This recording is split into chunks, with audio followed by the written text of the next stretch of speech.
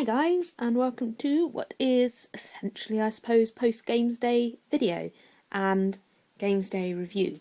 So I didn't make finals, which was I was disappointed. I think it would have been silly not to be, but on the other hand, I did notice that there were quite a few miniatures that, in my opinion, should have gotten through, and the judging was.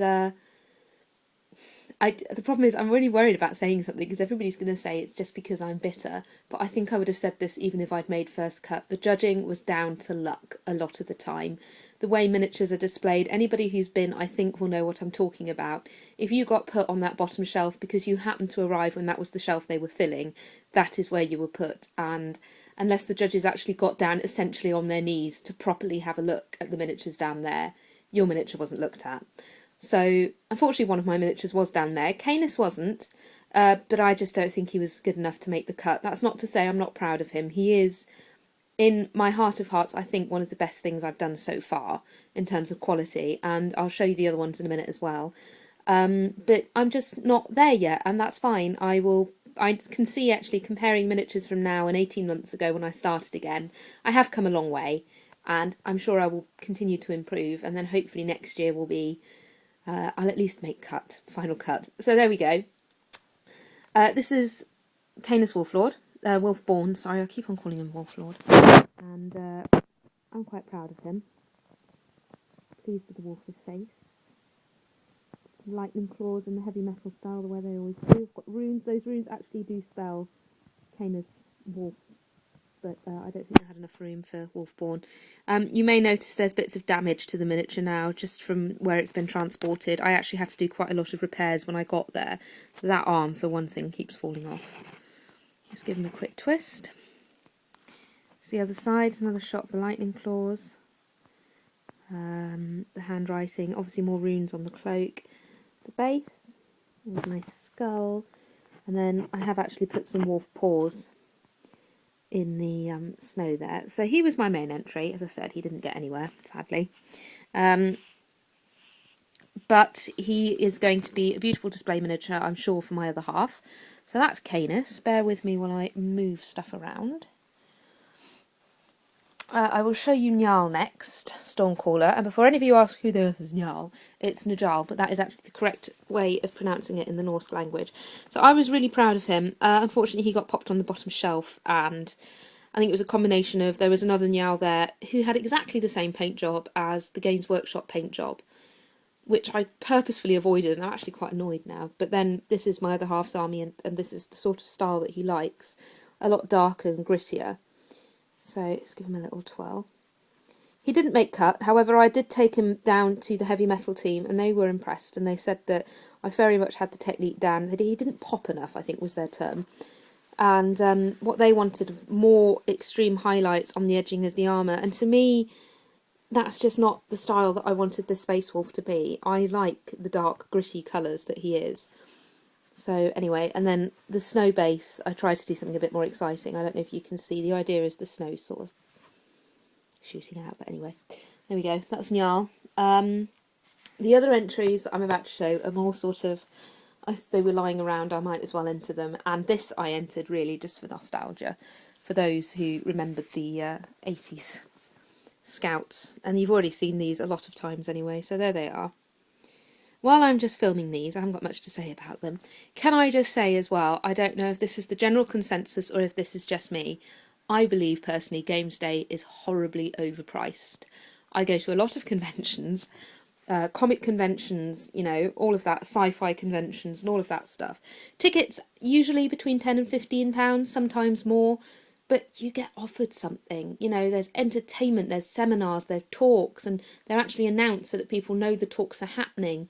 The potential for Gamesday is absolutely huge, and I just don't feel that at the moment Games Workshop are really doing anything with it. I found it was crowded. The Forge World stand, oh my god.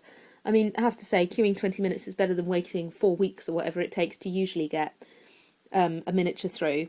But yeah, it was just, there didn't seem to be very much to do. You couldn't get around the gaming tables without being squished. And me being 5'3", I found the whole experience quite daunting as it is. and I was repeatedly being smacked in the face by large rucksacks of people kind of peering up against the Golden Demon entries and turn around rapidly and take me out. But there we go, rant over, I apologise. I mean, it was good in the sense that I'm glad I went, I'm glad I entered, and I'm not being bitter. I don't think that my miniatures were up to scratch this year, and that's fine. And I don't feel that I've been robbed, I don't think that I've been wronged. I just think that the way that they judge it is not very organised and not very structured, and that is not... I genuinely don't believe my miniatures were up to scratch this year, so it's not me saying, oh my god, I should have gotten through, it's not fair. Anyway, more ranting, less ranting now. This is the Changeling Demon. He is going to be one of the ones that are going to be up for sale. Obviously, the Space Wolves already have a home. I painted him actually on the day of release, but I just sort of had him lying around, so he got entered. There we go. Nice bit of something. I painted him because I enjoy blending cloth, and he is essentially a big piece of cloth. So that was fun. That's the Changeling.